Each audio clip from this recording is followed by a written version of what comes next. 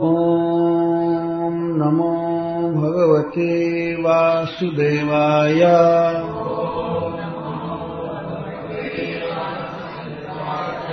श्रीशुक उवाच। हेमन्ते प्रथमे मासि नन्द ब्रजकुमारिकः चेरुर्हविष्यं भुञ्जानः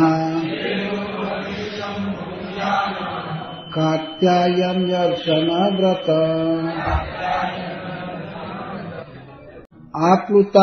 आप्लुत्यां वसिकालिन्द्या जलान्ते चोदिते रुणे कृत्वा प्रतिकृतिं देवीम् आनर्चुर्नृपशैकतीम् गन्धैर्माल्यैः सुरभिभिः बलिभिर्धूपदीपकैः उच्चवचैश्चोपहारैः प्रवालफलतण्डुलैः कात्यायनी महामाये महायोगिन्यधीश्वरी नन्दगोपसुतं देवी पतिं मे कुरुते नमः इति मन्त्रं जपन्त्यस्ताः पूजां चक्रुः कुमारिकाः। एवं मासं व्रतं चेरुः कुमार्यः कृष्णचेतसः भद्रकालीं समानर्चुः भूयानन्दसुतः पतिः उषस्युत्थाय गोत्रैः स्वैः अन्योन्याबद्धबाहवः कृष्णमुच्चैर्जगुर्यान्त्यः कालिन्द्यां स्नातुमन्वहाम्।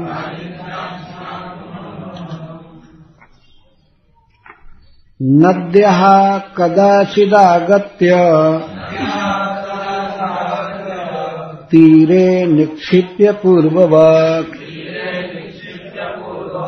वासांसि कृष्णं गायन्त्यो विजर्हुः सलिले मुदा।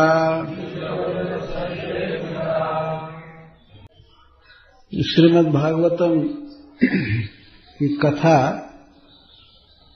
का क्रम एक बार यहाँ तक आया था। इस स्थान पर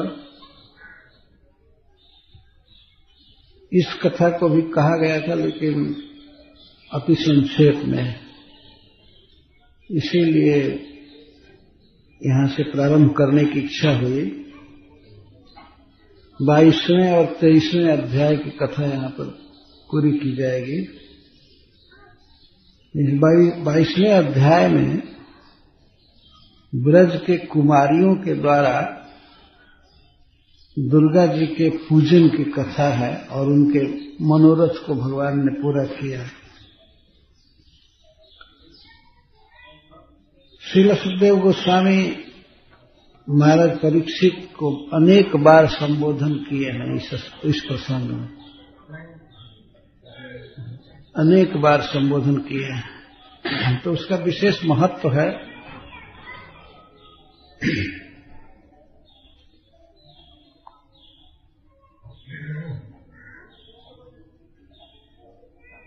जैसे आप देखते हैं, इसमें दूसरे श्लोक में ही नृप संबोधन कर रहे हैं और भी कई बार नृप शब्द आया है दोनों अध्यायों में।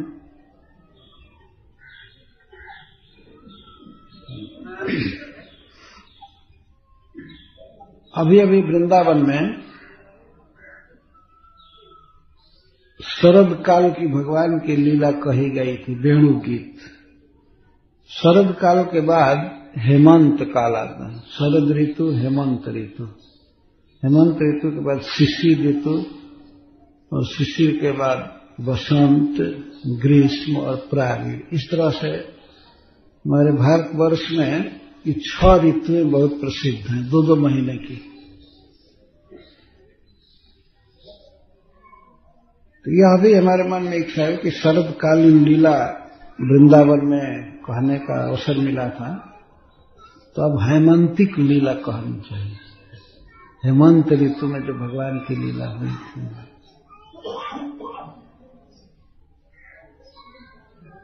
एवं वर्षा शरद क्रीड़ा उक्त्वा क्रम प्राप्ताम हेमंत काल क्रीड़ामा। श्रीपाद सनातन गोस्वामी लिखते हैं, इस प्रकार श्रील सुखदेव गोस्वामी ने वर्षा और शरद काल की लीला का वर्णन किया, तो क्रम के अनुसार प्राप्त अब हेमंत काल लीला का वर्णन कर रहे हैं। हेमंतिक लीला कहनी चाहिए, हेमंत ऋतु में जो भगवान की लीला हुई थी।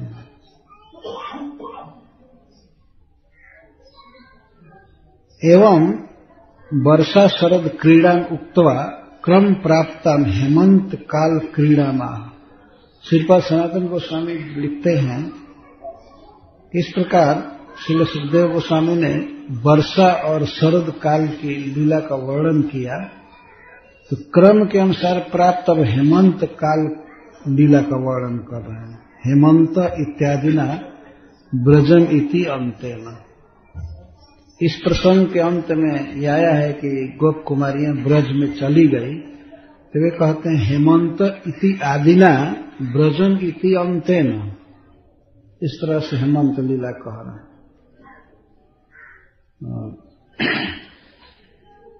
श्रीपाद जीव गोस्वामी जी लिखते हैं, एवं प्रायो ब्रजांतरागतानाम व्यूढ़ानाम पूर्वानुरागम शरद प्रसंगे वर्णित्वा हेमंत प्रसंगे कुमारीणाम पूर्वानुराग प्रक्रिया माह हेमंत इत्यादि ब्रजन इति अंतेन।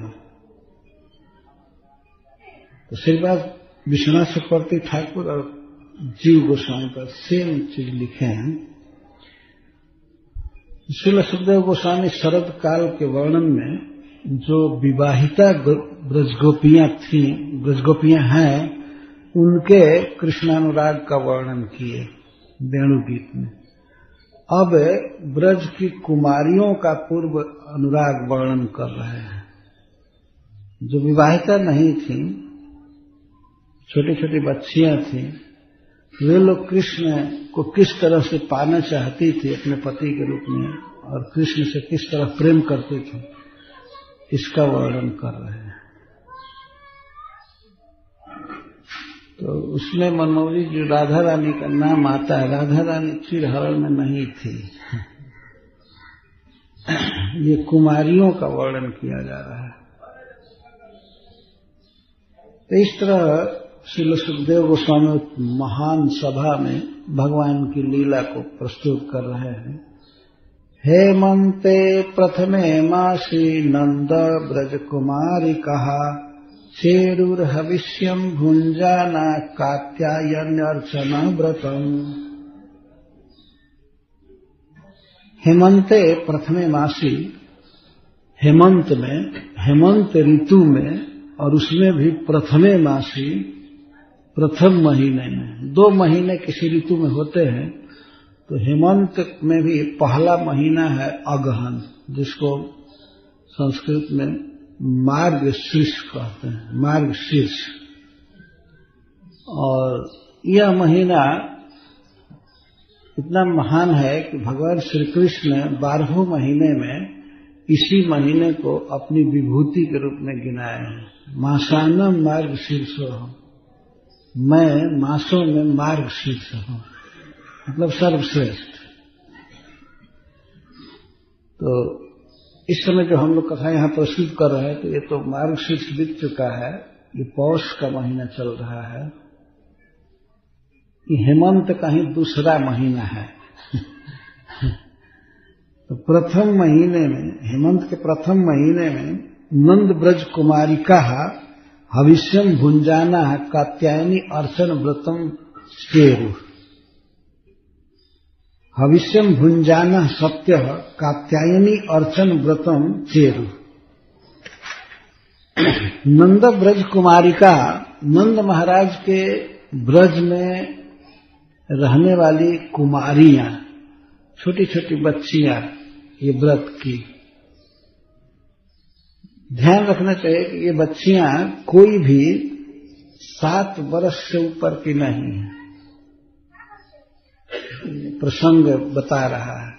और श्रील सुखदेव गोस्वामी हमेशा कुमारिका शब्द देते गए। क प्रत्यय जो लगा है, कुमारिका हो, उनके और बाल्य विवक्षा के लिए श्रीपाद सनातन गोस्वामी जी कहते हैं, उनके और बचपन के ही भाव को प्रकट करने के लिए। नंदस्य ब्रजे या कुमारिका अथवा नंद गोप कुमारिका इति पाठे नंदस्य ये गोपा तेषां कुमारिका इति सैव अर्थ। हविष्यम भुंजाना नियमिताहारा सत्य कात्यायनी अर्चन व्रतम चेरु। नंदस्य गोपराजस्य ब्रजे या कुमारिका इति तेन साक्षात संबंध रहिता ताह ग्रहीता। यहां पर सुखदेव गोस्वामी यह कह रहे हैं सनातन गोस्वामी के अनुसार कि नंदस्य गोपराजस्य ब्रज या कुमारिका, जो गोपों के राजा हैं नंद महाराज, उनके ब्रज में रहने वाली कुमारियां, इसके द्वारा यह ध्वनित किया जा रहा है कि नंद बाबा के जो साक्षात संबंधी थे और जो कुमारियां श्री कृष्ण से कोई भी दैहिक संबंध से जुड़ी थी, वे इसमें परिहृत हैं। ये गोप कुमारियां नहीं थी। नंद बाबा से जिनका दूर का संबंध था, उन गोपों की कुमारियां व्रत कर रही हैं। जैसे चाचा की कन्या या वो जो परिहृत किया गया, जिनको छाटा जा रहा है, बड़े पिताजी की कन्या माने अपनी बहन, या चाचा की कन्या अपनी बहन, या किसी भी प्रकार का कोई संबंध था दैहिक, ये सब कन्याएं इसमें नहीं थी। ध्यान रखना चाहिए। इसलिए नंद ब्रज कुमारिका कहा गया। नंद महाराज के ब्रज में रहने वाली कुमारिका है। श्री कृष्ण पतित्वा योग्या, श्री कृष्ण उनके पति हो, इसके जो अयोग्य थी वे इसमें गृहीत नहीं है। और नंद ब्रज कुमारिका का एक अर्थ करते हैं नंदती हृष्यति, नंदती हृष्यति इति नंद ब्रजो जाभ्यस्ता कुमारिका इति सर्वथा श्री भगवत परिग्रह योग्या इत्यर्थ। क प्रत्यय प्रायो बाल्य विवक्षया, क प्रत्यय लास्ट में लगाया गया कुमारिका,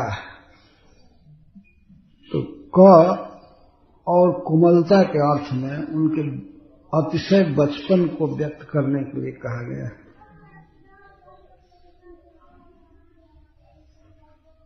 श्री भगवत विवाहापेक्षया पित्रान्यत्र विवाह असम्मत्या स्वयं ब्रजेशं प्रति लज्जया तत्प्रसन्नाकरणात्,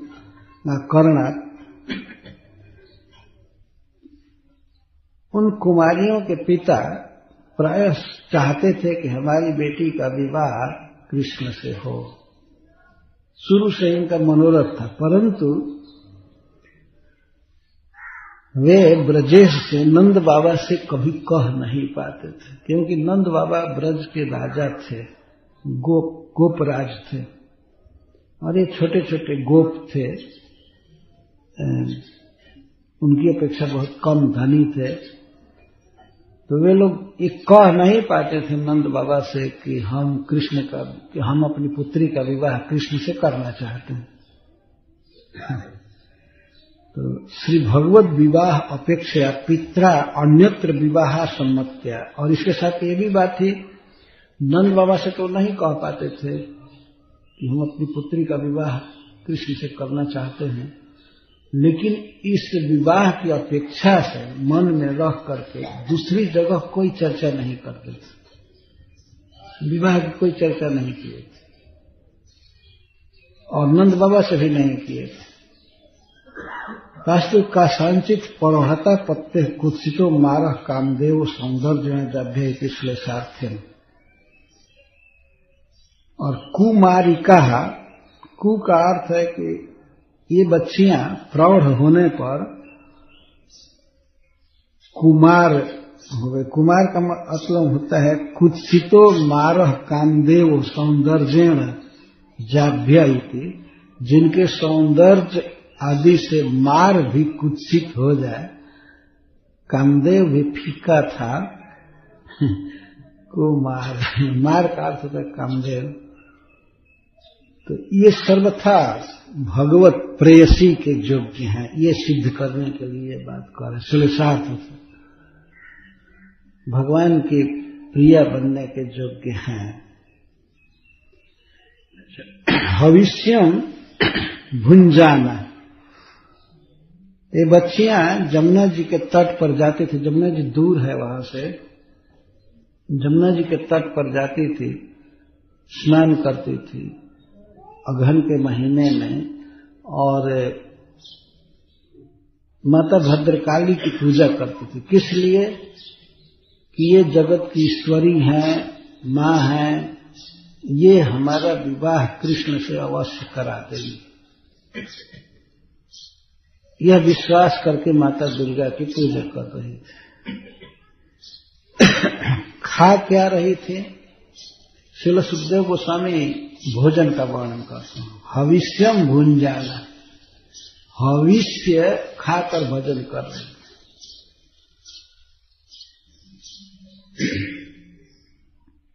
श्रील प्रभुपाद जब प्रचार किए सारी दुनिया में, तो उन्होंने भोजन के विषय में जरूर प्राथमिकता दिया, नो मीट ईटिंग, ऐसा कहा, मांस नहीं खाना। ये तो खैर आदमी बनने के लिए है, परंतु जो लोग वैष्णव हैं, भगवान को पाना चाहते हैं, उनके लिए तो और जरूरी है कि वे भगवान का प्रसाद ही खाएं। कई लोग ऐसा कहते हैं, दूसरे लोग, बहिर्मुख लोग, कि भोजन और भजन से क्या मतलब है? भोजन अपन चलने दो अपने ढंग से और भजन होता रहेगा, ये कैसे हो सकता है? भोजन का संबंध है भजन से। श्री गोप कुमारियां हविष्य खाती थी। हविष्य का अर्थ होता है जिसका हवन किया जा सकता है। अग्नि देवता एक देवता है, जैसे भगवान सूर्य हैं वैसे अग्नि देवता हैं, और अग्नि देवता समस्त देवताओं के और यहां तक कि भगवान के भी मुख माने जाते हैं। उनमें कुछ हवन किया जाता है तो भगवान इसको ग्रहण करते हैं। तो जो अग्नि में हवन किया जा सके उसको हविष्य कहते हैं, एक पवित्र देवता को देने के लिए। तो अग्नि देवता क्या खाते हैं? अग्नि देवता का मुख्य भोजन है घी, इसके बाद और भी जौ, तिल, गुड़, यही सब खाते हैं। तो हविष्य का अर्थ है कि श्रीपाद जीव गोस्वामी जी लिखते हैं कि हविष्य का अर्थ है मुख्य रूप से घी और दूध। तो कोई अन्न जो हेमंत ऋतु में उत्पन्न हुआ है नया नया, उसको बताते हैं। धान, शीत धान कहते हैं, चावल कभी कभी बना करके खाते थे। बहुत पवित्र, भविष्य का यह अर्थ है बहुत पवित्र भोजन, सात्विक भोजन करके भजन करते थे। ये सिखाना जरूरी है संसार में कि यदि भगवान को पाना है तो एक विशेष प्रकार का भोजन करना ही पड़ेगा। ऐसा नहीं है कि कोई कुछ भी खा करके पी करके और भजन करे और भगवान को पाएगा, ऐसी बात नहीं।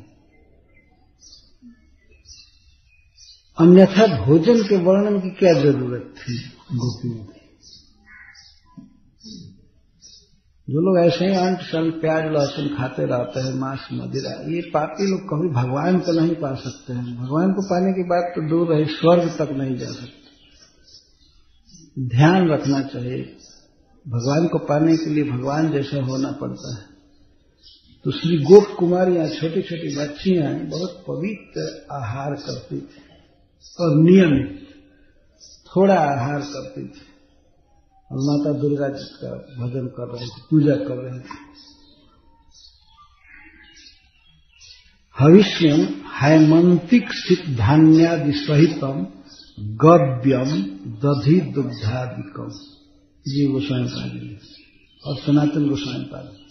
कात्यायनी परम वैष्णवी श्री शिव प्रिया पार्वती तस्या अर्चन व्रतम नियमम, अर्चन रूपम व व्रतम तच्च मास मात्र समापनम इति केशिदा। यह केवल 1 महीने के लिए की थी, अथवा कुछ का विचार है कि और महीने में भी करती थी, लेकिन 1 महीने में विशेष रूप से की थी। पर श्रीपाद सनातन गोस्वामी कहते हैं, कुछ महानुभाव कहते हैं तच्च मास मात्र समापनम इति केशिदा, केवल 1 महीने की, अगहन के महीने। श्रीपाद विश्वनाथ चक्रवर्ती ठाकुर लिखते हैं, विवधा नाम शरदी कृष्णानुरागम वर्णयित्वा अविवधा नाम अपि गोपी नाम तम अनुवर्णयन तासाम नित्य सिद्ध कृत कृष्ण प्रेयसी भावानमपि कृष्ण प्राप्ति कामनया लोक रीत्या एवं हेमंते देवी पूजा महा। यद्यपि ये बच्चियां भी भगवान श्री कृष्ण की नित्य प्रिया हैं, भगवान ने अवतार लिया है संसार में, तो वे सब भी जहां तहां प्रकट हुई हैं, नित्य सिद्ध उनका भाव है, कृष्ण की नित्य प्रेयसी हैं, फिर भी लोक रीति से कृष्ण को पति रूप में पाने के लिए वे देवी की पूजा कर रही हैं। प्रथमे मार्गशीर्ष तासाम कृष्ण कांता नाम भेदत्रयमिदं श्री हरिवंश श्री विष्णु पुराण ब्रह्म पुराण आदौ अपि दृष्टम ज्योतिर्गोप कन्या च रात्रौ संकल्प कालवित इत्यादि भी। तो भगवान श्री कृष्ण की प्रियाओं में मुख्य रूप से 3 भेद है, जिसको हरिवंश और विष्णु पुराण ब्रह्म पुराण आदि में कहा गया है। तो ये ज्योति नहीं है, ये कुमारियां हैं, ये हमेशा ध्यान रखना चाहिए। पर श्री कृष्ण के प्रति इतना अनुराग है, इतना लुब्ध है, इतना आकर्षण है कि उनको पति रूप में पाने की इनको कामना होने लगी, और इसलिए इतना बड़ा इतनी बड़ी तपस्या, इतना बड़ा व्रत कर रही है। प्रभु कहे कृष्ण धन, प्रभु कहे सनातन कृष्ण से रतन धन अनेक जतन से मिला। कृष्ण एक ऐसे रत्न है जो बहुत यत्न करने से मिलते हैं। वास्तव में ये जो प्रसंग है गोप कुमारियों का, इससे भक्तों को उत्साह मिलता है और कृष्ण के लिए व्रत उपवास जप जो भी है करने के लिए प्रेरणा मिलती है। छोटी छोटी बच्चियां कृष्ण को पति रूप में पाने के लिए इस प्रकार का व्रत कर सकती हैं। जाड़े के शीतल जल में स्नान करना, जप करना, देवी की पूजा करना। असली बात है कि उनका मन कृष्ण ने खींच लिया था पूरी तरह से, तो कृष्ण को पाने के लिए चाहे जो भी तपस्या उठानी पड़े, जो भी कष्ट उठाना पड़े, उसके लिए तैयार। और समाज कोई नहीं उनको कहा था कि तुम पूजा करो, ये करो, लेकिन कृष्ण के प्रति जो व्यक्तिगत उनका राग था वह ये व्रत करने के लिए बाध्य किया था। व्रत कर रहे थे। कात्यायनी अर्चना व्रतम चेव। श्री हरि श्री जी लिखते हैं कि देवो वा देवी वा पूज्य कतमोपि न तत्र विशेषम फलम एकम ईशपाद प्रसाद एवेति सर्वतो ध्येय। इस प्रसंग से सीखना चाहिए कि पूजा आप किसी की भी कीजिए, इसमें कोई विशेष बात नहीं है, किसी की भी की जा सकती है। देवता हो या देवी हो वो पूज्य है, पर फलम एकम ईश प्रसाद। फल यही चाहना चाहिए कि भगवान कृष्ण प्रसन्न हो, बाकी किसी की भी पूजा करें। फल कृष्ण प्रसन्न हो, कृष्ण हमें मिले, इसके लिए चाहे कोई भी देवी हो देवता हो पूजा की जाती है। तो श्री गोप कुमारियां कृष्ण को पाने के लिए देवी जी की पूजा कर रही है। तो एक प्रश्न होगा कि ठीक है, तब देवी पूजा तो कर रही हैं, तो देवताओं का क्यों तिरस्कार की, देवताओं की क्यों नहीं पूजा की? एक से एक बड़े देवता हैं, जैसे भगवान शिव हैं, नारायण हैं, इनकी पूजा क्यों नहीं की है? क्यों देवी की पूजा कर रही है? तो इस पर बिहारी सूर्य कहते हैं भव्य प्रदाहि बहवो भुवि संति यद्यप आत्तास्तथापि कतमो पिनमातृतुल्य जानन्त इत्थम अपरानपहाय देवान आनर्ष इष्ट वरदान जन्मातरंगा। ऐसा लगता है, हरिश्री जी कहते हैं कि इस संसार में देखा जाता है कि भव्य प्रदा ही बहव, इस संसार में बहुत से अपने संबंधी हैं और बड़े बड़े देवता भी हैं, खासकर संबंधियों में भव्य प्रदा ही बहव, बहुत बहुत लोग हैं जो बहुत देते हैं किसी को, लेकिन विचार करके देखा जाए तो कोई भी मां के समान नहीं है किसी को देने में। और वो भी कन्या के लिए, बच्ची के लिए जितनी चिंता मां करती है और उसको अच्छे घर में चाहती है कि जाए, इसका विवाह हो, सुखी रहे, तो मां जितना प्रेम करती है उतना कोई नहीं करता है, चाहे बच्ची के लिए चाहे किसी के लिए भी। व्याप्ता आपता तथापि कतमो पिन मातृतुल्य है, कोई भी है लेकिन मां के समान नहीं है। इस बात को जान करके गोप कुमारियों ने ये सोचा कि मां की ही पैरवी करनी चाहिए, मां की ही पूजा करनी चाहिए। उनको कृष्ण को पाना था, इसलिए वो अन्य देवताओं की परवाह नहीं की, मां की ही पूजा। जानंत इत्थम अपरान अपहाय देवान आनर्ष इष्ट वरदान जन्मातरंगा। इष्ट वरदान जो अपनी इच्छा के अनुसार वर देती हैं, ऐसे माता दुर्गा की ही पूजा किया, मां की ही पूजा की। ये स्वाभाविक उत्प्रेक्षा है वास्तव में। क्यों मां की पूजा की है देवताओं को छोड़कर? तो ये तो संसार में सर्वत्र देखा जाता है, विशेष करके भारतवर्ष में हम लोगों का अनुभव है कि वास्तव में किसी व्यक्ति के लिए मां के समान वरद कोई नहीं होता है। तो इसलिए वे भद्रकाली की पूजा कर रही। हमेशा इस बात पर ध्यान रखना चाहिए कि कृष्ण को पाने की ऐसी अदम्य लालसा है उनके मन में, इसके लिए मां से निहोरा कर रही, पूजा कर रही है। हरिश्री जी कहते हैं कि पूजा किसी की भी की जा सकती है, पर उद्देश्य यही होना चाहिए कि कृष्ण हमको ले लें, कृष्ण प्रसन्न हो।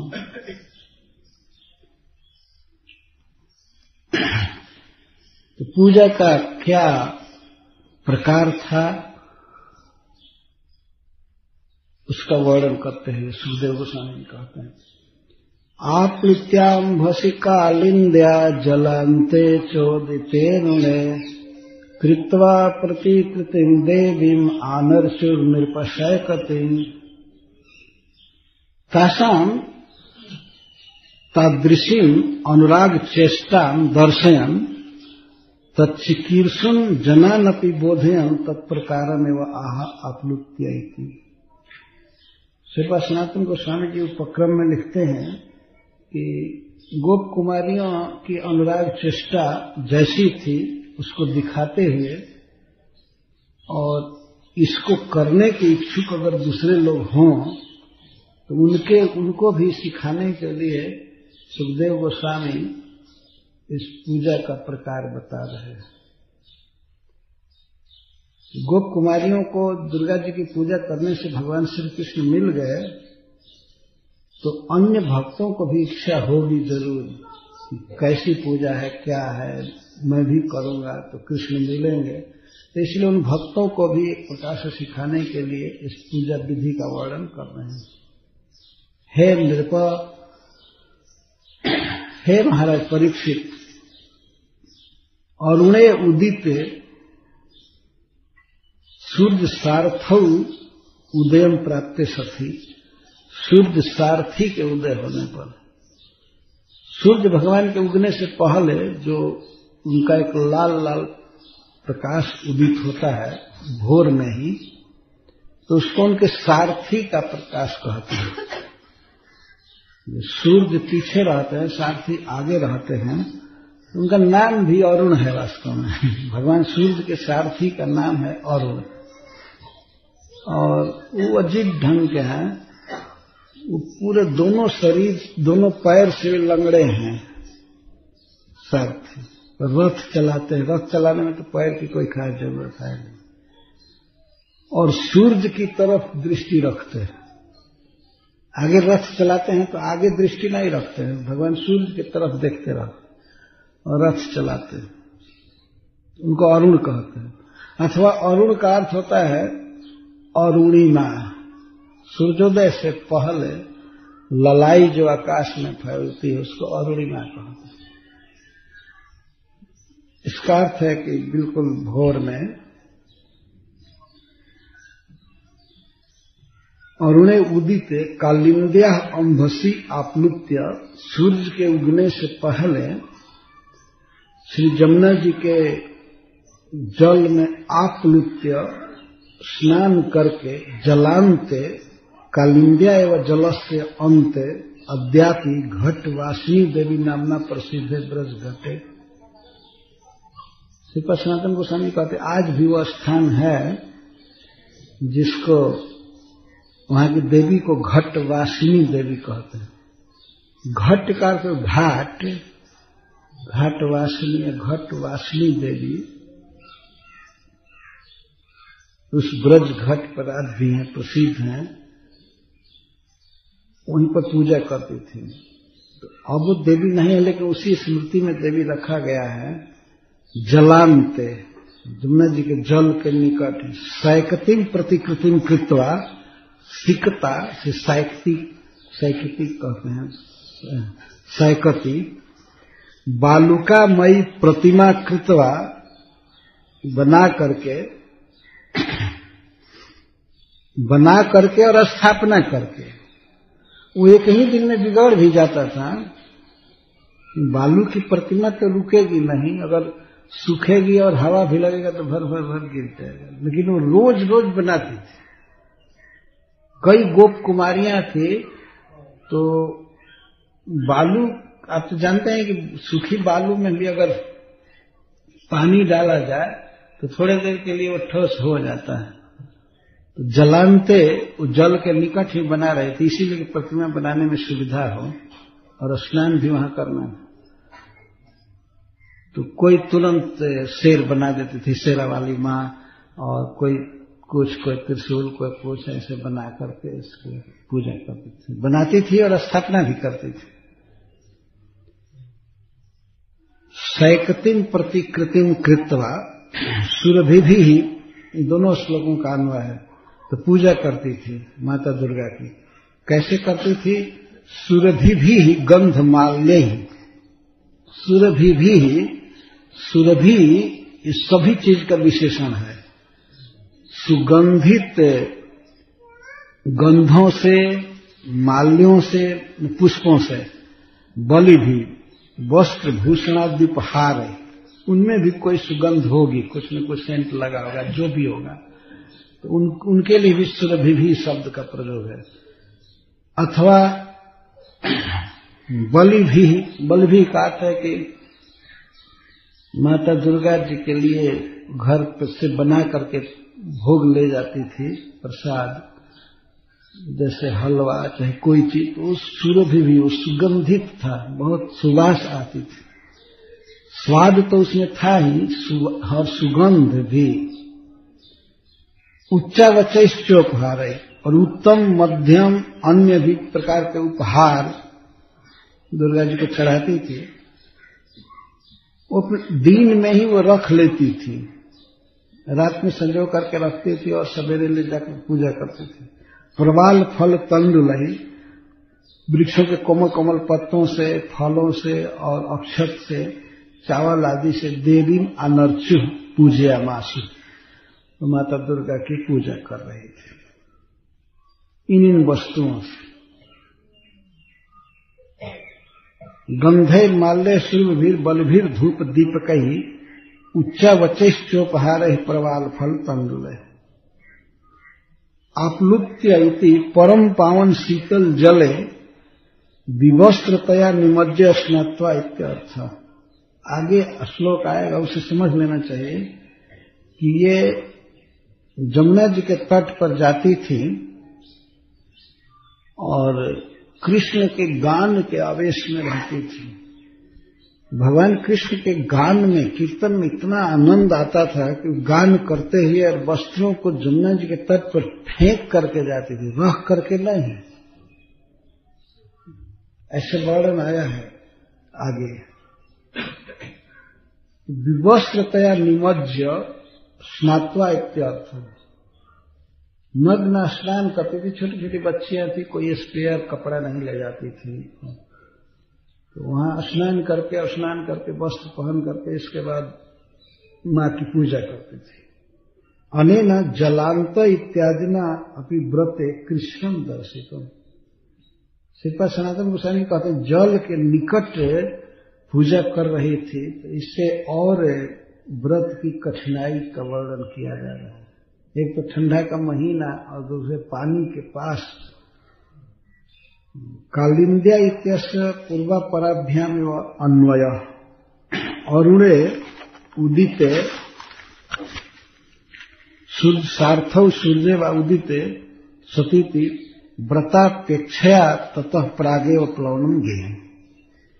तो व्रत की अपेक्षा से कि हमारा व्रत अच्छी तरह से पूरा हो, और खास करके प्लवनम स्नान जो करती थी निर्वस्त्र, उसके लिए ये सूर्य के और अरुण के उगने से पहले ही चली जाती थी, ऐसा समझना चाहिए। सैकती बालुका मयी प्रतिमा कृत्वा अचिरात कामिक विशेष संसिद्ध है। शीघ्र ही हमारी अभिलाषा पूरी हो, इसके लिए माता दुर्गा की प्रतिमा बनाकर पूजा करती थी। पूजा तो ऐसे भी की जा सकती है, आदमी मन से या जहां तहां संकल्प करके करे, पर मूर्ति बना करके क्यों पूजा करती थी? इस पर श्रीपाद सनातन गोस्वामी कहते हैं कि अचिरात कामित विशेष संसिद्ध है, शीघ्र ही हमारी कामना पूरी हो, इसके लिए मूर्ति बनाकर पूजा कर रही थी। इससे सिद्ध हुआ कि भगवान की या देवताओं की भी पूजा यदि उनकी प्रतिमा की जाए तो विशेष लाभदायक है। अन्यथा आज की दुनिया में तो बस सभी ब्रह्मवादी हो गए और सब भगवान व्यापक है, कुछ नहीं करते हैं। कुछ क्रिया में आना चाहिए न भजन। प्रतिमा होती है तो आदमी प्रतिमा का श्रृंगार करता है, भोग लगाता है, करता है। श्रीपाद सनातन गोस्वामी जी इस बात को कह रहे हैं अचिरात कामित विशेष संसिद्ध है। पूजा कर रही थे। हे नृप इति यहां संबोधन कर रहे हैं। हे महाराज परीक्षित, जगत पूज्याभिरपि ताभि श्री कृष्णार्थम सायपि तथार्चत इति वैयग्र महात्म्यम अहो पश्यत इति भाव। श्री गोप कुमारियां जगत पूज्या हैं। श्री दुर्गा जी, गंगा जी आदि की द्वारा भी पूज्य हैं, फिर भी कृष्ण प्राप्ति के लिए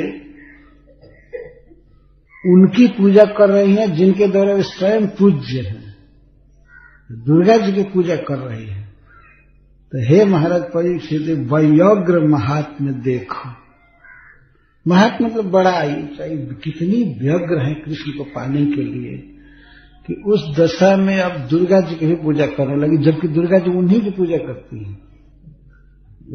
वे स्वयं उनकी आराध्या हैं। श्री भगवान की प्रेयसी होने से माता दुर्गा जी की भी पूज्य है, फिर भी व्यग्रता ऐसी है कृष्ण को पति रूप में पाने की, दुर्गा जी की पूजा कर रही। नृप संबोधन के पीछे यह उद्देश्य है।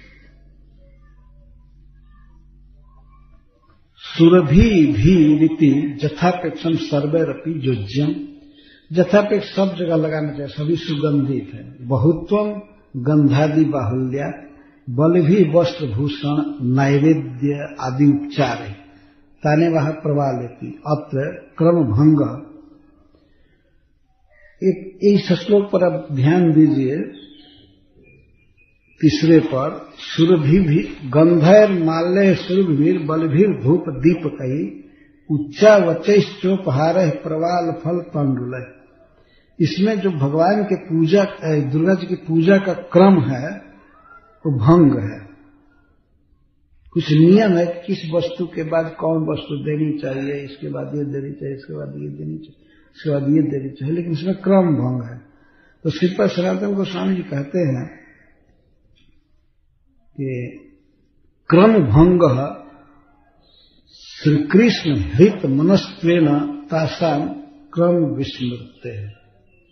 श्री बादरायणे एवं वा तद व्रत कथने परम शक्य न कर्मातिक्रमात्। क्रम भंग क्यों है? क्योंकि सुरभि, गंध, माल्य आदि ये सब उपहार के बाद दिया जाता है। देखिए, भगवान की पूजा में पहले भोग लगा लेते हैं उनको, उसके बाद तब आरती करते हैं, ये सब देते हैं। इसमें क्रम भंग है।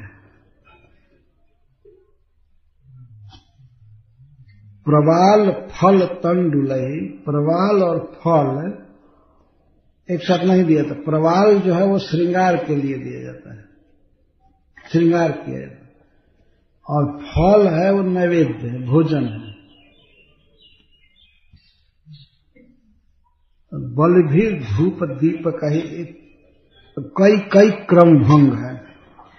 तो कहते हैं कि श्री कृष्ण हृत मनस्त्वेन तासाम क्रम विस्मृत। श्री कृष्ण में मन लगा हुआ है। पूजा दुर्गा जी कर रही है, लेकिन मन कृष्ण में लगा हुआ है। तो कृष्ण में इतना मन आसक्त है कि उस कारण से ये पूजा के क्रम की विस्मृति हो रही है। अथवा श्रील सुखदेव गोस्वामी जो उनके कृष्णानुरागमय व्रत को कह रहे हैं, तो कहने में परम उत्सुकता के कारण वे क्रम का विस्मरण कर गए हैं। कहने में दोनों में एक अर्थ हो सकता है कि गोपियां श्री कृष्ण आविष्ट चित्त के कारण क्रम भूल गई हैं, अथवा सुखदेव गोस्वामी ही कहने में क्रम भूल गए। गोपियों के, गोप कुमारियों के व्रत का जब कथन कर रहे हैं सुखदेव गोस्वामी, तो वे भी बहुत आविष्ट हैं, उनको बहुत अच्छा लग रहा है कृष्ण प्राप्ति के लिए ऐसा व्रत किया जाए। तो उस आवेश में क्रम भंग कर गए।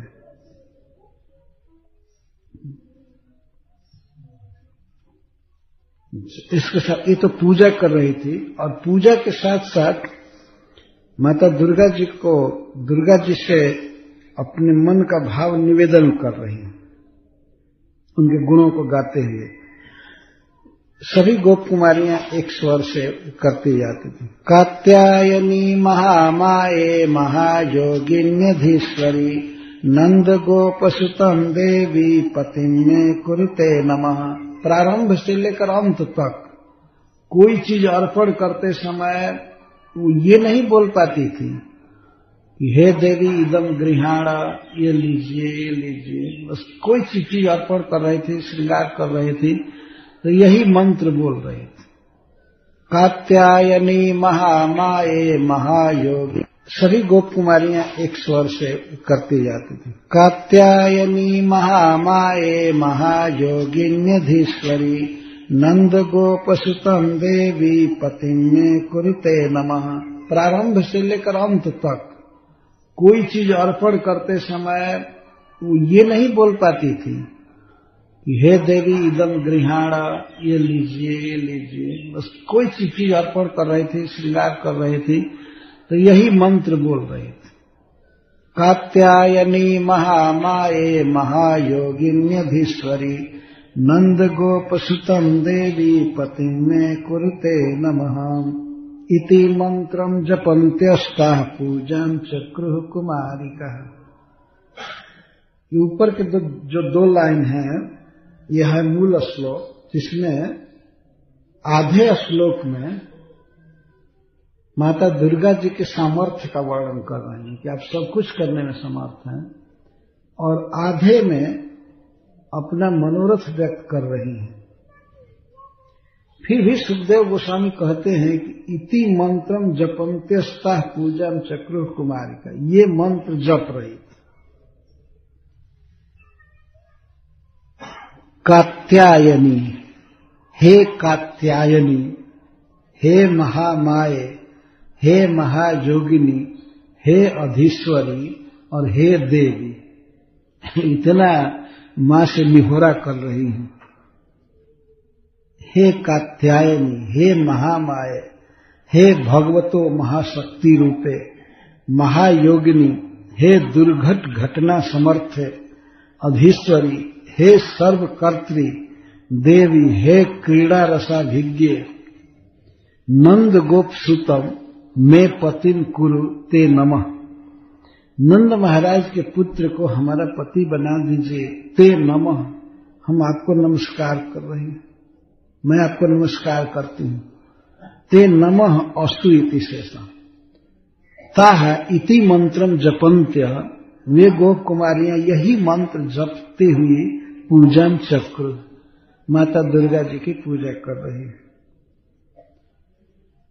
महामाया शब्द से तात्पर्य हे महामाया श्री भगवतः सच्चिदानंद शक्ति रूपे इति श्री कृष्ण प्राप्ति योग्यम अस्माकम अपि, श्री कृष्ण प्राप्ति योग्यम अस्माकम अपि सर्व शक्तिं दातुं समर्था असि इति अर्थ। महामाया, माता दुर्गा जी महामाया है, तो महा का अर्थ है बहुत बड़ी शक्ति, माया का अर्थ शक्ति, बहुत बड़ी शक्ति। तो श्री कृष्ण प्राप्ति के योग्य शक्ति हमको आप दे सकती हैं, अर्थात हमें भी आप समर्थ बनाइए। आप स्वयं सर्व समर्था हैं, ऐसी हमें शक्ति दीजिए कि हम श्री कृष्ण की गृहिणी हो जाएं, श्री कृष्ण की पत्नी हो जाएं, हमारे पति हो जाएं। तो मान लीजिए अगर माता दुर्गा जी कहें ननौ असौ अत्र पत्नी अनपेक्ष, अभी तो ये श्री कृष्ण पत्नी की कोई अपेक्षा नहीं कर रहे हैं। कभी कोई चर्चा करते हैं या इनकी कुछ अभिलाषा व्यक्त होती कि ये विवाह करना चाहते हैं, पत्नी करना चाहते हैं, तो मैं कुछ कर सकती थी, लेकिन अभी तो असौ अत्र माने अस्मिन् समय, असौ ये श्री कृष्ण पत्नी अनपेक्ष, ये पत्नी अनपेक्ष है। तब कहती हे महायोगिनी, योग माने उपाय जानने वाली, हे महा उपाय जानने वाली, दुर्घटम अपि त्वया सुघटितुम शक्यता इत्यर्थ। सुघटे तुम सब। महायोगिनी का ये अर्थ है, जो कार्य नहीं होने वाला है, असंभव है, उसको भी संभव करने की तुम में शक्ति है। तो श्री कृष्ण के हृदय में अभी नहीं है कि वे पत्नी प्राप्त करें, उनको सोचते भी नहीं है, लेकिन उनके मन में, हे मां तुम इच्छा भर सकती हो, वे पत्नी की अपेक्षा कर सकते हैं। ननु महालक्ष्मी तो विभेनी। यदि दुर्गा जी कहें गोप कुमारियों से कि मैं लक्ष्मी जी से बहुत डरती हूं, महालक्ष्मी से या लक्ष्मी से क्यों डरती हैं? कि अगर मैं कृष्ण को तुम्हारा पति बना देती हूं तो लक्ष्मी जी हमको डांटेंगी, चाहे मारेंगी कि हमारे पति को गोप कुमारियों का पति क्यों बनाया तुमने। तो मैं कर सकती हूँ, मान लीजिए अगर दुर्गा जी कहे मैं कर सकती हूँ, लेकिन महालक्ष्मी जी से बहुत डरती हूँ मैं। तब कहती है, हे अधीश्वरी,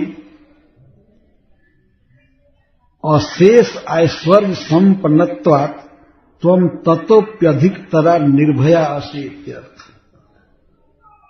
हे माता दुर्गा जी, आप तो अशेष ऐश्वर्य से संपन्न हैं, इसीलिए आप लक्ष्मी से भी निर्भय हैं। लक्ष्मी क्या करेंगी आपका? ये निर्भय है तो जो शेर पर ही चढ़ी रहती है, हाथ में त्रिशूल ले रहती है, उसको क्या भय है? निर्भय है दुर्गा जी। निर्भया आसीत्। ननु तरहि यूयम तमेवाराध्यत इति चेत् तत्र। तो दुर्गा जी कहें कि तो अब स्वयं ही कृष्ण से क्यों नहीं कहती हो, स्वयं उनकी आराधना करो, उनको खुश करो। क्योंकि लक्ष्मी के पति हैं। तो जिस पर गोप कुमारियां कहती, हे देवी, हे तदेक भक्त्या द्योतमाना इत्यर्थ। देव का तो चमकना, देवी माने चमकने वाली। आप विष्णु की भक्ति से ही द्योतमान हैं, आप उनकी शक्ति हैं। इसका अर्थ है कि तत्साक्षाद अर्चनादपि तत्प्रियतम जनाराधनम एवं वरम इति भाव। हमने सुना है मां कि भगवान विष्णु की आराधना से भी श्रेष्ठ आराधना है उनके प्रिय जनों की आराधना। तो आप विष्णु की शक्ति हैं, तो आपकी आराधना श्रेष्ठ है भगवान की आराधना से भी। आपकी आराधना से भगवान प्रसन्न होंगे। भगवान अपने भक्तों की आराधना से अधिक प्रसन्न होते हैं। ये बात। और नंदश्चयसौ गोपश्च इति तस्य श्रुतम कुमारम इति गोप कन्या नाम तत्पत्नीत्व योग्यता अस्ति इति सूचित। नंद गोप करें, ये नंद हैं राजा और गोप हैं। नंद हैं, नंदश्चयसौ गोपश्च इति, नंद गोप। और तस्य श्रुतम, आप नंद के पुत्र हैं, नंद गोप के पुत्र हैं। तो गोप के पुत्र हैं तो आप गोप कुमार हुए, और हम हैं गोपी। अतः आप के पत्नी बनने की योग्यता हमें है, हम एक ही जाति के हैं। यह भाव है। तो माता दुर्गा को भी,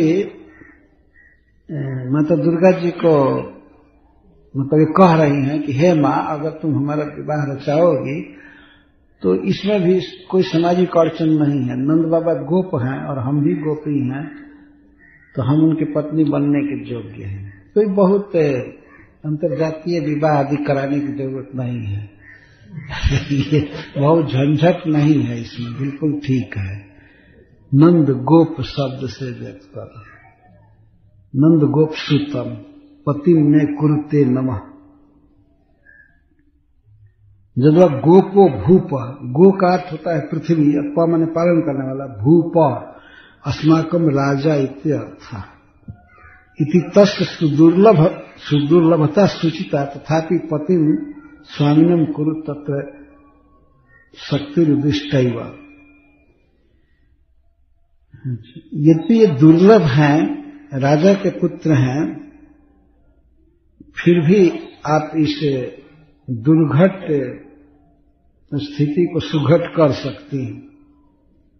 यद्वानंदस्य गोपसुतमिति तस्य गोपवेश क्रीड़ा गोपीना मनोहरतया पतित्वेन प्रार्थनया कारण। अथवा नंद गोपसुतम का एक यह भी अर्थ है कि गोप वेश में जो श्री कृष्ण की क्रीड़ा है, हम गोपियों के लिए परम मनोहर है, यही पतित्व में प्रार्थना का कारण। हम इसीलिए प्रार्थना कर रहे हैं कि आप उनको हम हमारा पति बना दीजिए। तथा सदैव तादृशत्व प्रकटनमप्यभीष्टम में मम इति शापंत भयन तत्परिहारार्थम। प्रत्येकम सर्वा एव स्वचित्तांतः प्रार्थयन्त्य इति ऊह्यम्। तो प्रार्थना में मंत्र में हम वयम शब्द का प्रयोग क्यों नहीं कर रहे हैं? मे का अर्थ है मम, मेरा पति बना दीजिए। प्रत्येक कुमारी अपने मन में इसी भाव को रह करके बोल रही है। अतः इनमें कोई शपथ में भाव भी नहीं है, प्रत्येक इसी मंत्र को बोल रहे हैं।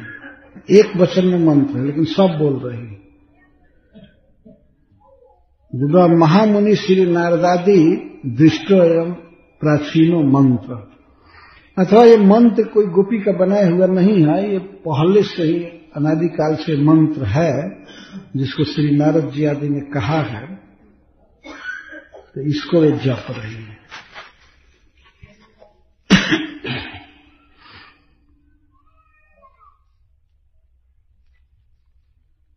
अच्छा, विश्वनाथ चक्रवर्ती ठाकुर लिखते हैं, हे कात्यायनी नंद गोप सुतम में पतिम कुरु ननु कुरु इति अनेन मई एवं किमिति। तो मान लीजिए माता दुर्गा जी कहें कि कुरु कर दो, तो मुझसे ही इतना दुराग्रह क्यों कर रही हो, मुझसे इतना हट क्यों कर रही हो?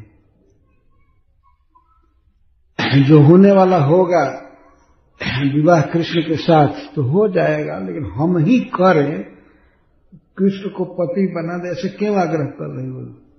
तत्र स्वातंत्र्यम अर्प्यते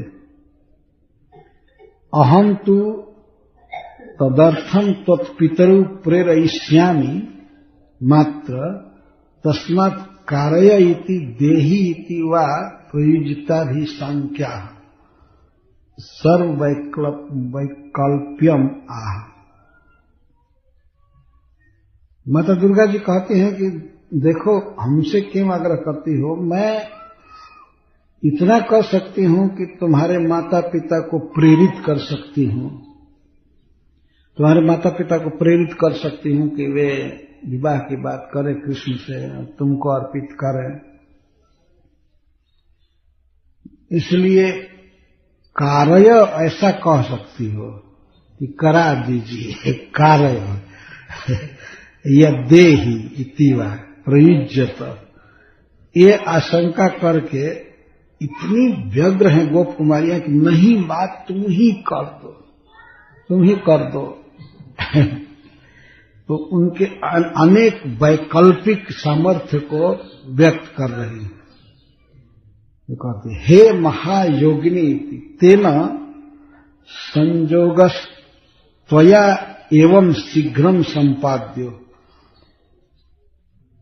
श्याम सुंदर के साथ हमारा संयोग, ऐसा संयोग, पत्नी और पति बनने का संयोग तुम शीघ्र संपादित करो।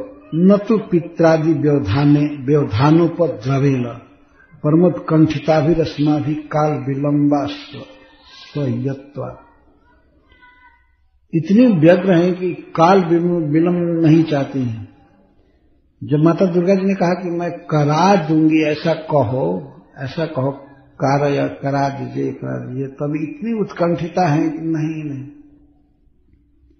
काल विलंब हमारे लिए अवसर है, इसलिए मां तुम में अद्भुत शक्ति है, महायोग है, महाउपाय है, तुम ही करा दो शीघ्र। माता पिता के व्यवधान पर मत छोड़ो, नहीं तो उपद्रव हो जाता है। पित्रादि व्यवधानों पर द्रवेण न कृष्णस्य संप्रति अनुपनीतत्वेन विवाह योग्यत्वात्। माता दुर्गा जी ने कहा कि अभी तो श्री कृष्ण का उपनयन संस्कार भी नहीं हुआ है, तो विवाह के तो बिल्कुल अयोग्य है। छोटे उम्र के हैं, किसी विवाह के अयोग्य हैं, तब कहते हे देवी मुख्यम विवाहम विनैव केवल गांधर्व विवाहे नैव में पतिम कुरु। यदि मुख्य विवाह नहीं होता है तो फिर भी गांधर्व विवाह करा दीजिए। किसी तरह से कृष्ण मानने लगे कि ये हमारी पत्नी है और हम तो मानते ही हैं कि हमारी पत्नी है, और ये संसार में हल्ला हो जाए कि कृष्ण की प्रिया है। कभी किसी तरह से करा दीजिए। इतना भगवान के प्रति अनुराग है, लालसा है, ये कह रहे हैं। मैं पतिम कुरु इत्यर्थ अधीश्वरीति तत्र तव किमपि अशक्यम नास्तिति भाव। अधीश्वरी, हे सर्वेश्वरी, इसके द्वारा ये कह रहे हैं कि आपके लिए कुछ भी अशक्य नहीं है। हे मां, तुम सब कुछ कर सकती हो। ननु तव कृष्णे पति भावस्य त्वत्पितृभ्याम अज्ञातत्व तद अभीष्ट कृष्ण प्रसंग कथम साधु सेचति। कृष्ण के प्रति पति भाव तुम्हारे माता पिता को पता नहीं है, तो बिना माता पिता को जाने बिना तुम्हारा अभीष्ट कैसे पूरा होगा। मान लीजिए माता दुर्गा जी कहा, तब कहती हैं महामाये माया मत पितरौ तथा मोहया जथा कदाचिदपि गोपांतरेण मद विवाह ताभ्याम न भाग्यते। हे मां, आप हमारे माता पिता को ऐसे मोह में डालिए कि किसी दूसरे गोप से हमारे विवाह की बात न चला पाए वो लोग, कभी भूल कर भी। कृष्ण के साथ हमारा विवाह होना चाहिए, दूसरे के साथ मेरे माता पिता के मन में बात न आवे, ऐसे मोह में डालिए उनको। महामाया शब्द से, माया का अर्थ मोहिनी शक्ति। कृष्णांग संग रहस्यम च न च ज्ञातुम शक्यते। हम कृष्ण की प्रिया है, कृष्ण के साथ रहते हैं, ये भी उनको पता न चले, और दूसरे गोप से हमारे विवाह की बात भी न कर पा रहे लोग। ठीक है, इतना तो कर सकती ना। जब तो दिव्यति क्रीडति देवयति क्रीड़यतीति व देवी सचासौ पतिश्चयति ताम तादृशं पतित्वं विवाहं विनैव सिद्ध्यति मम गोपांतर व्यूढ़त्वे न कापी क्षतिरति भाव। अथवा हे मां, यदि हमारा विवाह लोक दृष्टि से हो भी जाता है किसी गोप से, तो इससे कोई क्षति नहीं होगी। तंतादृशम पतित्व विवाहम बिना, लेकिन कृष्ण हमारे पति हैं, यह तुम कर दो, तुम्हारे द्वारा अनुमोदित होना चाहिए, दुनिया जाने या न जाने। ये परकिया भाव की बात विश्वनाथ चक्रवर्ती ठाकुर जी कर रहे हैं। तुम पति बना दो कृष्ण को हमारा, और दुनिया समझे या न समझे कोई क्षति की बात नहीं, तुम इसको ठीक कर दो। कि माँ दुर्गा तो जानेगी कि ये कृष्ण की प्रेयसी है, कृष्ण पति है, तो बस इतना ही काफी है। अगर दूसरे के साथ विवाह होता भी है तो विवाह होने दो, लेकिन पति हमारे कृष्ण हैं, ऐसा करो। यही मंत्र जपती रहती थी जितना देर पूजा चलती थी। इति मंत्रम जपंत्यस्तः पूजन चक्रू कुमारिका। ये कुमारियां माता दुर्गा जी की पूजा कर रही थी और मंत्र जप रही थी कृष्ण प्राप्ति का, और मन में केवल कृष्ण उदित रहते थे, कृष्ण चेतसः। ये आगे भी बात आएगी। एवं मासं व्रतं चेरुः कुमार्यः कृष्ण चेतसः भद्रकालीं समानर्चुर्भूयानंदसुतः पतिः। कृष्ण चेतसः, कृष्णे चेतः जासंताः कुमार्यः एवं मासं व्याप्य व्रतं चेरुः नंदसुतः पतिः भूयात् इति संकल्प च भद्रकालीं समानर्चुर पूजयामास। इस प्रकार 1 महीने तक गोप कुमारियों ने पूजा किया। ये नहीं समझना चाहिए कि एक महीने का ही संकल्प लेकर के बैठी थी। नहीं, अब वो तो निरंतर करने वाली थी। जब तक कृष्ण पति के रूप में नहीं मिलते तब तक पूजा तो चलती ही रहती, परंतु भगवान की कृपा से स्वल्पे नैव कालेन तासाम तत्फलम सुसिद्धम इत्यभिप्रायणा। पर सुखदेव गोस्वामी कहते हैं केवल एक महीने में ही पूजा की संसिद्धि मिल गई उनको। इस प्रकार एक महीने तक गोप कुमारियों ने पूजा किया। ये नहीं समझना चाहिए कि एक महीने का ही संकल्प लेकर के बैठी थी। नहीं, अब वो तो निरंतर करने वाली थी। जब तक कृष्ण पति के रूप में नहीं मिलते तब तक पूजा तो चलती ही रहती, परंतु भगवान की कृपा से स्वल्पे नैव कालेन तासाम तत्फलम सुसिद्धम इत्यभिप्रायणा। पर सुखदेव गोस्वामी कहते हैं केवल एक महीने में ही पूजा की संसिद्धि मिल गई उनको। इतना जल्दी सिद्धि मिलना है, एक महीना क्या टाइम है। ध्रुव महाराज को 6 महीने तपस्या करनी पड़ी, पर गोप कुमारियों को केवल 1 महीना है। केवल 1 महीने तक कठिन व्रत करना पड़ा और कृष्ण मिल गए। एसम एवं मासम व्रतम चेत, 1 महीने तक ही। कुमार्य कृष्ण चेतसा, दुर्गा जी की शक्ति पर विश्वास था, लेकिन मन प्रियतम श्याम सुंदर में ही लगा था। चिंतन रात दिन उनका ही होता था। वैसे वो अपने उपाय में थी मां को प्रसन्न करके, और किसी भी तरह से इनकी कृपा से कृष्ण हमें पति मिल जाए, विश्वास था, पर मन कृष्ण में ही लगा था।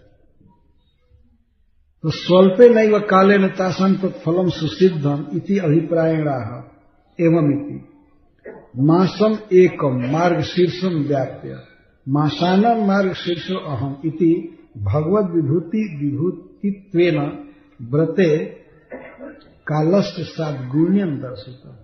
अब देखिए व्रत में क्या क्या चीज चाहिए। एक तो काल चाहिए, तो काल सबसे श्रेष्ठ था, और देश जमुना जी का किनारा ब्रज, तो देश की दृष्टि से भी सबसे सुंदर स्थान था कृष्ण को पति रूप में पाने का, माता दुर्गा की आराधना का। और उसके श्रेष्ठ देश क्या हो सकता है। एक तो ब्रज, उसमें भी परम पावनी कालिंदी जी का किनारा है जमुना जी, और काल अगहन का महीना सबसे श्रेष्ठ। एक काल का सद्गुण दिखाया गया। भद्रकालीन मंगल चंडी इति प्रसिद्धाम कात्यायनी में वश्लेषण भद्रम उत्तमम कम सुखम तस्याली पंक्तिर जस्या सकाश। जब भद्रकाली क्यों कहते हैं, तो सुखदेव गोस्वामी यहां पर भद्रकाली का अर्थ करते हैं, सनातन गोस्वामी। भद्रम उत्तमम, भद्र का अर्थ है उत्तम, और क का अर्थ है सुख। उत्तम श्रेणी के सुख का समूह अली, अली मतलब पंक्ति। जिस माता दुर्गा जी से उत्तम सुखों की श्रेणियां मिलती हैं उनको भद्रकाली कहते हैं। भद्र क अली, उत्तम सुख की पंक्तियां मिलती हैं। सुखदेव गोस्वामी ये अर्थ कर रहे हैं। तो उनकी कृपा से भगवान श्री कृष्ण मिले, तो इससे बड़ा सुख अब क्या हो सकता था। तो भद्रकालीन समानर्च इति अर्च देवता सद्गुण्यम दर्शित। अर्च देवता का सद्गुण बताया जा रहा है भद्रकाली, तो जिससे उत्तम श्रेणी का सुख समूह प्राप्त हो उसको भद्रकाली कहते हैं।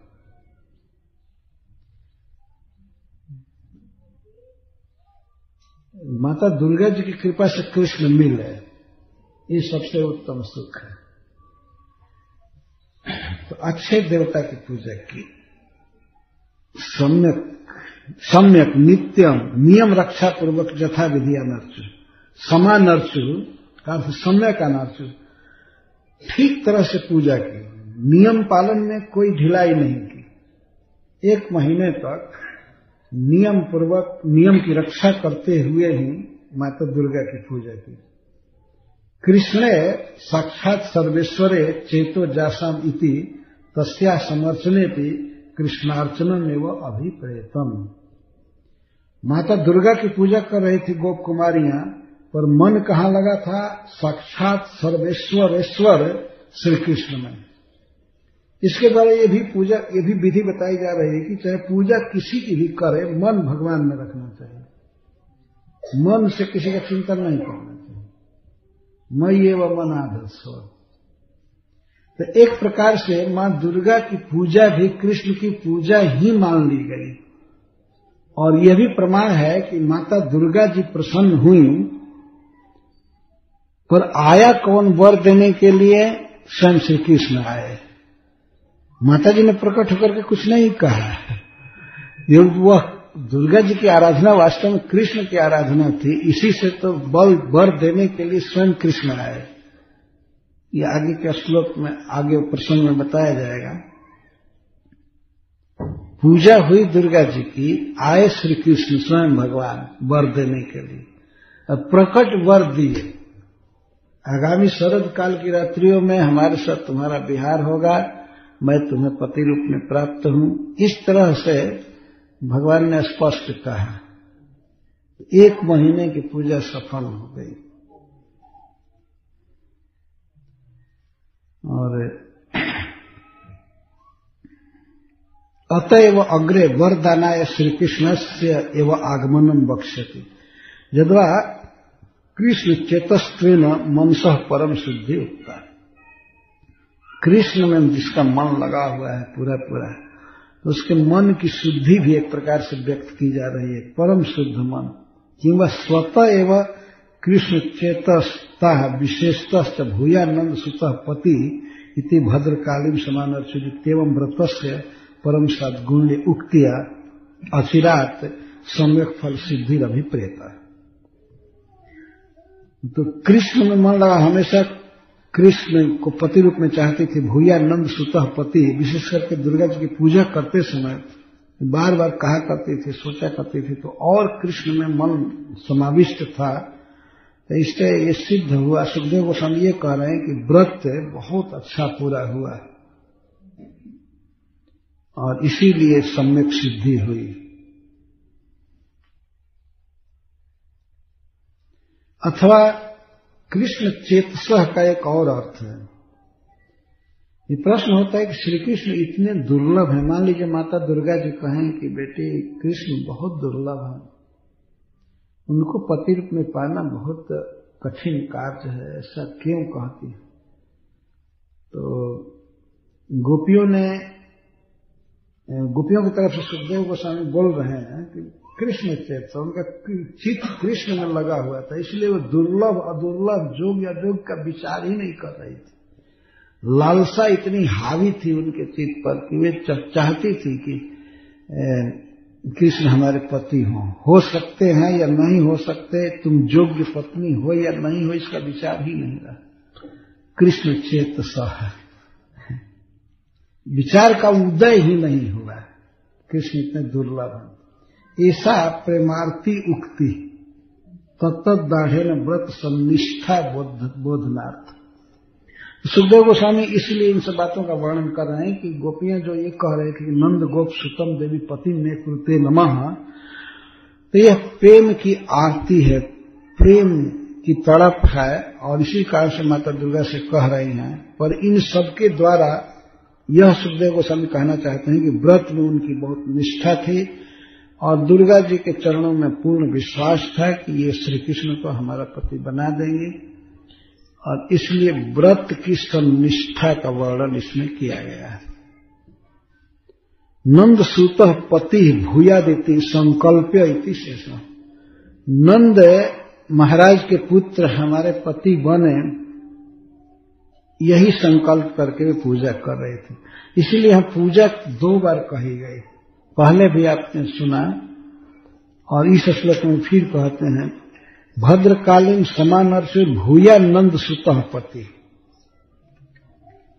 पूजा भी चल रही थी, लेकिन लालसा भूया नंद सुतः पति, तो नंद गोप सुतम देवी पति ने कुरुते नमः वहां कह ही दिए। तो सुखदेव गोस्वामी कहते हैं कि मन में यही था कि भूया नंद सुतः पति। इसका अर्थ था जैसे भी हो कृष्ण हमको मिले, कृष्ण हमको मिले पति रूप में। बस पूजा का सार यही था। और जो कर सकता है, जो संसार में सबसे शक्तिशाली है, जिसकी शक्ति है, उसी से आदमी पैर भी लगाएगा ना। तो अब माता दुर्गा से बढ़ करके कौन है? तो इसलिए उनके चरणों की आराधना कर रहे थे। माँ ऐसा कर दो, ऐसा कर दो, ऐसा कर दो। तो इस तरह से पूजा कर रहे थे। अच्छा, श्रील सुखदेव गोस्वामी उत्कंठा में पूजा के प्रकार का वर्णन पहले कर दिए, लेकिन फिर पूजा के मुख्यांग का वर्णन कर रहे हैं या पूर्वांग का। एक बार कह दिए कि ऐसे पूजा करती थी, जैसे गंधमाला दे करके ये मंत्र जपती थी, ये मंत्र जपती थी। लेकिन पूजा का मुख्यांग अथवा पूर्वांग वे फिर कहने लगे। कथा कहने में क्रम भंग कर गए, भूल गए, तो उस पीछे की बात को फिर कह रहे हैं। उसस्युत्थाय गोत्रैः स्वै अनन्या बद्धबाहवः कृष्णमुच्चैः जगुर्जान्त्यः कालिन्द्यां स्नातुमन्वहम्। व्रतस्य मुख्यांगमाह अथवा पूर्वांगमाह उससी इति। श्रीपाद श्रीधर स्वामी जी कहते हैं कि पूजा व्रत का पूर्वांग कह रहे हैं। पहले जो कहना चाहिए था उसको छोड़ दिए भावावेश में, तो फिर कह रहे हैं। और श्री जीव गोस्वामी पाद जी कहते हैं व्रतस्य मुख्यांगमाह, व्रत के मुख्य अंग को कह रहे हैं। न केवलम कृष्ण चेतस एवं, सनातन गोस्वामी जी लिखते हैं, न केवलम कृष्ण चेतस एवं किंतु तत्कीर्तन परा अपि इति अर्चन परम सद्गुण्यमा। इसमें कृष्ण के कीर्तन की बात आई। ऐसा है, अनुवहम उससी उत्थाय स्वई गोत्र अनन्या बदबाहव कुमार्य कालिंद्याम स्नातुम उच्च कृष्णम जगु। मुख्य था कृष्ण का कीर्तन, कृष्ण का गान मुख्य था, उसी को कह रहे हैं।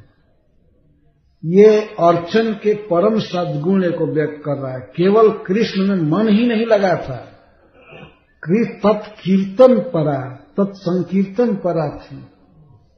भगवान में मन लगे ये तो है ही पूजा, लेकिन और पूजा के गुण को बढ़ा देता है भगवान का संकीर्तन। तो न केवलम कृष्ण चेतस एवं किंतु तत्संकीर्तन परा अपि इति अर्चन परम सद्गुण्यम एवं आह।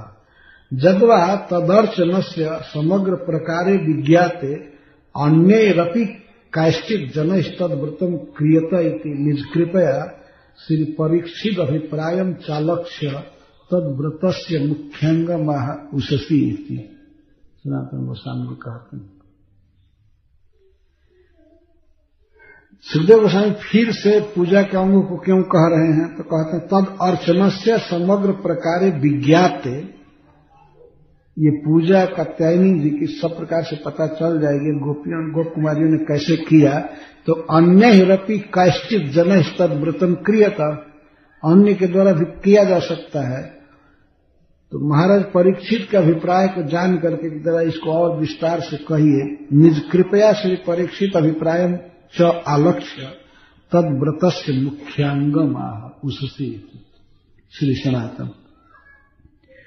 अथवा प्रेमणा विस्मृतम अपि पुनः तासाम अनुराग परिपाटीमयम व्रत पूर्वांगम स्मरण आह उससे।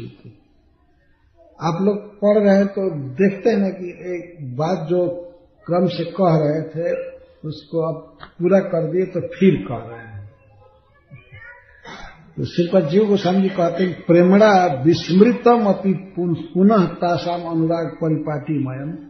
प्रेम में सुखदेव गोस्वामी भूल गए थे एक बात कहना, उसको फिर कह रहे हैं पूर्वांग। अनुअहम प्रतिदिनम उषसी प्रत्युषे उत्थाय, गोप कुमारियां प्रतिदिन उषा काल में ही जग जाती थी। उत्थाय स्वई गोत्र ही, गोत्र का अर्थ है नाम, और उनके नामों से अयि धन्य कुत्रासी किमिति विलंब से इति एवं आहुता किंवा स्वई वर्ग ही सह, अपने अपने वर्ग के साथ अथवा अपनी सखियों के साथ उनका नाम लेकर के पुकारती थी और रात में चलती थी भोर में। अनुन्या बद्ध बाहव, अनुन्यम आबद्धा गृहीता बाहव पाणय जाभि परस्परम गृहीत पाणय इत्यर्थ। कुमार जो हम कालिंद्याम जमुनायाम स्नातु जानते, तो सखियों का नाम लेकर के बुलाती थी, चलो चलो उठो। अनु अहम इति व जोज्यम, स्नान करने के लिए जाती थी तो जाते समय उच्च कृष्णम जगु, उच्च स्वर से कृष्ण के विषय में गाती रहती थी। कृष्ण का सौंदर्य या कृष्ण की कोई ब्रज विषयक लीला, कृष्ण की लीलाएं भी प्रसिद्ध रहती थी, ब्रज में फैली रहती थी, तो लीलाएं गाती थी, नाम गाती थी, गुण गाती थी, एक दूसरे से बाह मिला करके चलती थी। जमुना जी थोड़े दूर पड़ती थी तो वहां गांव से चल करके जमुना जी तक जाती थी, गाती रहती थी। स्नान करते समय भी गाती रहती थी। प्रत्युषे एवं उत्थाय इति दूरे श्री जमुनायाम सूर्योदयात् प्राग एवं स्नानार्थम स्वगोत्र ही अन्योन्यम तत्व नाम भी आहूय इत्यर्थ। अन्योन्यम बद्धा दृढ़ गृहीता बाहव जाभीता, रात्रि के शेष में अभी अंधकार रहता था, पथ में स्खलन का भय रहता था, अथवा कृष्ण संकीर्तन के प्रेम महामोह में गिरने की संभावना रहती थी। प्रेम से शरीर विशुद्ध हो जाता था, आनंद की मूर्छा आ सकती थी, तो इसलिए अन्योन्या बद्ध बाहव, एक दूसरे को पकड़ करके चलती थी गाते हुए, अथवा अन्योन्य स्नेह विशेषाद्वार, यह एक दूसरे के स्नेह से एक दूसरे का बाह पकड़ करके चलती थी। एवं अन्योन्य स्नेह न तद व्रत सम्यकत्व में दर्शक। इसके द्वारा भी सुखदेव गोस्वामी दिखा रहे हैं कि इन सखियों में, कुमारियों में इतना प्रेम था परस्पर, तो यह भी व्रत के सद्गुण में एक कारण है, व्रत सफल होने में। उच्च ही सर्वासाम एकत्र सम्मेलनार्थम गानावेश विशेषणवा, उच्च स्वर से गाती थी तो सखियों को एक साथ करने के लिए, अथवा गान के आवेश विशेष से उच्च स्वर से गाती। नित्यम कालिंद्याम स्नातुमिति, एक बार कह चुके कि कालिंदी के जल में स्नान करते थे, तो फिर कह रहे नित्यम कालिंद्याम स्नातुमिति पुनः अनुवाद तत्स्नानस्य तत्प्राशस्त्य बोधनार्थ। कालिंदी में स्नान करने के लिए जाती थी, एक बार कह दिए तो फिर क्यों कह रहे हैं, इसका अर्थ है कि जमुना में स्नान करना बहुत अच्छा है, यह कहने के लिए 2 बार कह रहे हैं। ये भाव है सुखदेव गोस्वामी का। इसमें मुख्य काम है कृष्णम जगु, कालिंदी में स्नान करने के लिए जाती थी, कृष्ण का कीर्तन करती थी, गान करते थे। यही है पूजा का मुख्य अंग, श्री सनातन गोस्वामी कहते हैं। चलो सखी हरि कीर्तन गावे देवी के द्वार, देवी के द्वार पर, शिव जी का मंदिर हो, कुछ भी हो, तो कीर्तन क्या गाना है कृष्ण का। हरे कृष्णा कृष्णा कृष्णा हरे हरे, हरे राम राम राम हरे हरे। कहीं भी किसी के पास जाना हो, किसी मंदिर में, पर कीर्तन कृष्ण का होना चाहिए। और चित्त भी कृष्ण में, कृष्ण चेतसः और उच्च कृष्णम जगु, गाते हुए जाती थी गोपी। इस तरह से पूरे महीने भर किया इन्होंने। कि अब इनके व्रत की सिद्धि की कथा श्रील सुखदेव गोस्वामी कह रहे हैं। नद्यः कदाचिदागत्य तीरे निक्षिप्य पूर्ववत् वांसांसी कृष्णं गायन्तो विजर्हुः सलिले मुदा। कदाचित किसी समय श्रीपाद सनातन गोस्वामी जी लिखते हैं कि व्रत पूर्ण दिन है। यह व्रत पूर्ण किस दिन हुआ था? या तो द्वादशी को, नहीं तो पूर्णिमा को। जैसा वैष्णव में परंपरा है कि व्रत की पूर्ति द्वादशी को ही मानते हैं अथवा पूर्णिमा को भी।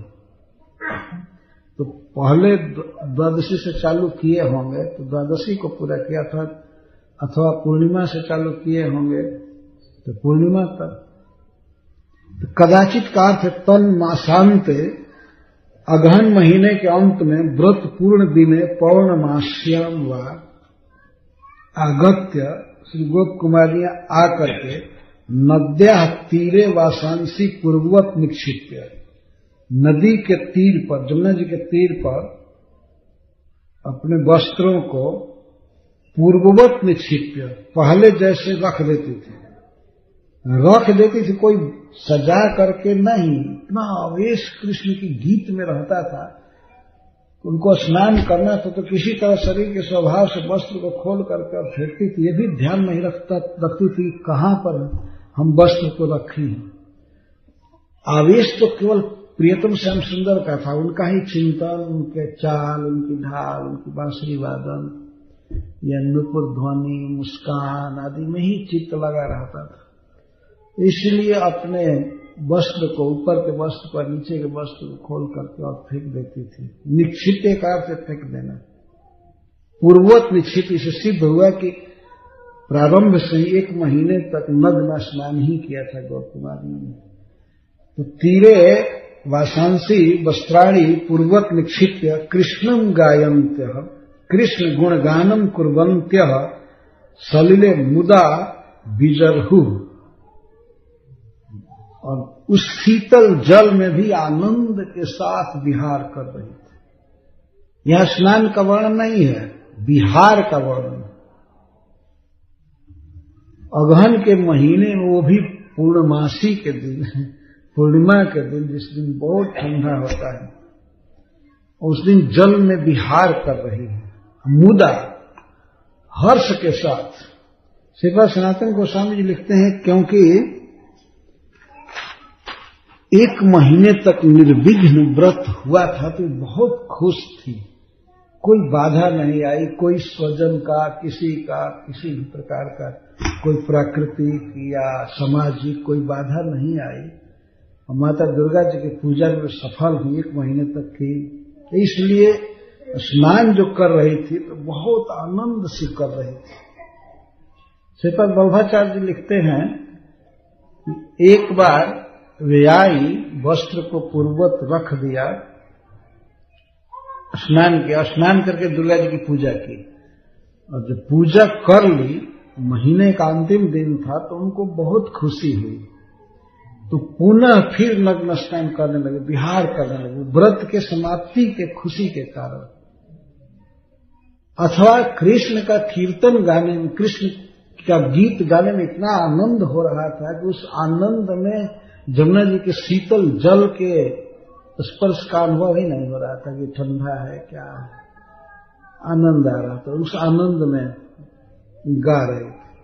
कदाचित मार्गान्ते द्वादश्याम पौर्णमास्याम वा पूर्वत इति अनेन सदैव नग्नतया स्नानादि बोध्यते मुदा विजर्हु तत्र हेतु कृष्णम परमानंद घन मूर्ति परम चित्ताकर्षकम वा गायन्ते। क्यों आनंद से गा रहे थे? तो कृष्ण को गा रहे थे, जो परम आनंद घन मूर्ति है, ये जो परम आकर्षक है। तद गाने न हेमंत मध्य सुशीतल उदके श्री कालिंदी प्रवाहे अपि शीतादि बाधा भाव। कालिंदी के शीतल जल में भी शीतलता काम भर नहीं हो रहा। यद्वा मुदा इति समग्र मासम निर्विघ्नतया व्रता व्रताचरणात् अतएव कृष्णं गायन्तो विजर्हुः। पूर्वदेव गानम कृत्वा तेन गानेन मत्ता विस्मृतात्मान। श्रीपाद वल्लभाचार्य जी कहते हैं भगवान के गीत में मत थी और विस्मृत आत्मान, अपने को पूर्ण विस्मृत हो गई थी। स्वपरिहितानि वस्त्राणि तीरे निक्षिप्य भगवता सह जल क्रीड़ार्था में वह प्रविष्ट। यही भाव हो रहा था कि हम कृष्ण के साथ ही जल विहार करेंगे। कृष्ण में चित्त इतना लगा हुआ था कि उनको ऐसा ही भाव हो रहा था कृष्ण स्वयं ही जमुना में हैं, उनके साथ हम जल क्रीड़ा कर रही हैं, कृष्ण पर पानी उछाल रही हैं। ये भाव द्वारा इसी आवेश में वे स्नान कर रहे थे। स्नाने मौन वस्त्र परित्यागो दोषद्वय क्रीड़ा च नियमस्था नाम देह विस्मरणम च मुदा इत्यादि ने सूचित। ये स्नान में मौन रखना चाहिए और वस्त्र त्याग नहीं करना चाहिए। वस्त्र पहन करके और मौन रहकर स्नान करना चाहिए। लेकिन गोपियों में दोनों दोष बताया गया। गोप कुमारियों में मौन भी नहीं है, ये गा रही हैं, और वस्त्र भी त्याग दिया है, और तीर्थ में क्रीड़ा नहीं करनी चाहिए, यह भी एक दोष है। पर क्यों कर रहे हैं? तो कहते हैं, सुखदेव गोस्वामी कहते हैं कि मुदा इतना आनंद है कि उसके द्वारा देह का विस्मरण है, और जब देह का ही विस्मरण है तो नियम का स्मरण कोई कहां से करे। तो खूब गा रही है, एक दूसरे पर जल उछाल रही हैं, विहार कर रही हैं। विजहु शब्द है शीतल जल में। ये लिखते हैं कि इनको ऐसा भाव है कि हम प्रियतम श्याम सुंदर के साथ ही जल विहार कर रहे हैं। इस तरह से व्रत का अंतिम दिन जल विहार कर रही थी, और उसी समय भगवान अपने छोटे छोटे 4 सखाओं के साथ आए। और छोटे छोटे 4 बच्चे थे जिनके प्रसिद्ध सखा में नहीं थे। वो श्रील विश्वनाथ चक्रवर्ती ठाकुर लिखते हैं प्राय वे बिना वस्त्र के ही वो बच्चे गाय चराने चले जाते थे कृष्ण के साथ रहने के लिए। मना किया तो मत चलो, लेकिन हम लोग पीछे से चलते थे तो कोई कंधे पर टांग लेते थे। 3 बरस 4 बरस के बच्चे थे, 5 बरस के, तो उनको, और वो कृष्ण के बिना नहीं रह पाते थे, इसीलिए दूसरे गोप लोग उनको कभी कंधे पर टांगते थे, कभी कुछ जाते थे गाय चराने। उस दिन श्री कृष्ण उन्हीं 4 के लिए, छोटे छोटे लड़के थे, और जाकर के गोप कुमारियों के चीर का हरण किए।